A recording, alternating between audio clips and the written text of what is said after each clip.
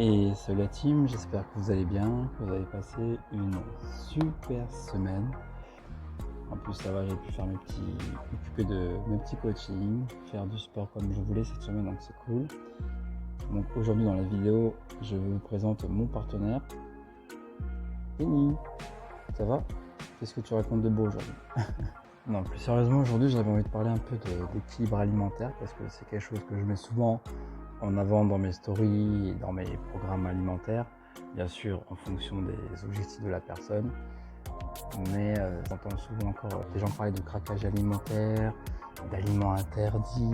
Il y a beaucoup de choses pas normales et complètement, je ne vais pas dire inhumaines, mais pas très bon, pas très sain pour le corps en fait. Et donc je pense qu'il y a certaines choses à prendre en charge, à comprendre.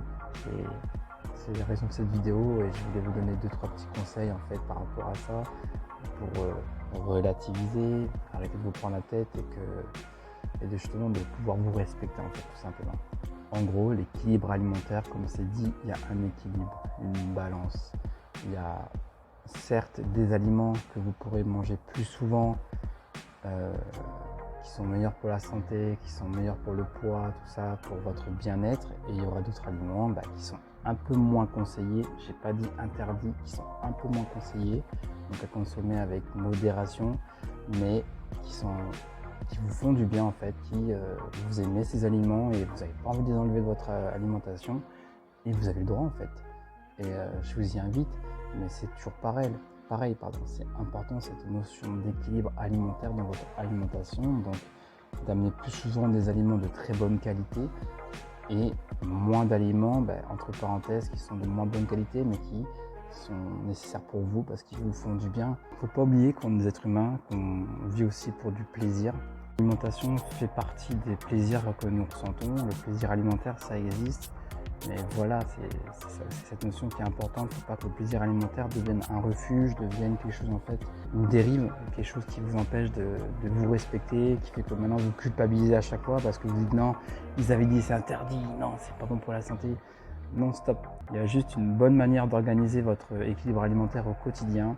Il y a une façon de faire vos repas. Il y a une façon stratégique de placer vos repas pour avoir un équilibre alimentaire et manger plus souvent sain, équilibré, que ne pas être sûr de ce que vous mangez. C'est pour ça qu'il y a des professionnels de santé comme des diététiciens, des coachs sportifs, des coachs en développement personnel. Ce sont des gens qui vous aident, qui vous accompagnent dans vos projets personnels. Si vous avez des doutes par rapport à l'alimentation, vous avez le diététicien. Si vous avez des doutes par rapport à vous organiser, vous développer, reprendre confiance en vous, reprendre confiance en votre corps, il y a les coachs en développement personnel. Si vous avez du mal à reprendre une activité ou vous n'êtes pas sûr de ce que vous faites au niveau d'une activité sportive, les coachs sportifs sont là en fait. C'est bien des fois de vouloir se lancer tout seul, de vouloir être autodidacte, mais ça va vous prendre du temps, de l'énergie, vous n'allez peut-être pas forcément y arriver et vous allez perdre beaucoup de temps et peut-être même vous démotiver. Et attention, et c'est l'avantage que nous soyons là, c'est pour vous accompagner, vous aider à aller plus loin et vous permettre de ne pas perdre de temps et de rester motivé au quotidien en fait.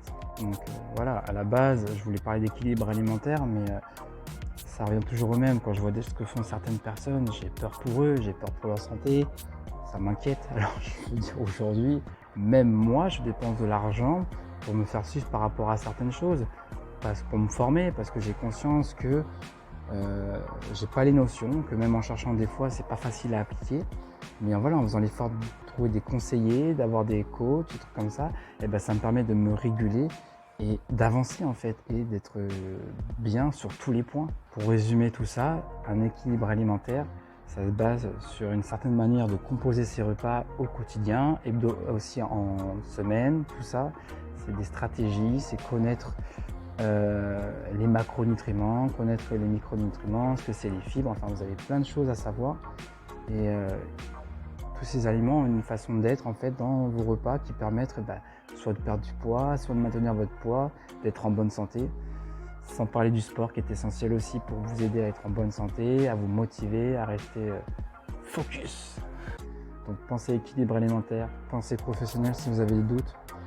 Et je vous souhaite une très bonne journée. Prenez soin de vous, à très bientôt.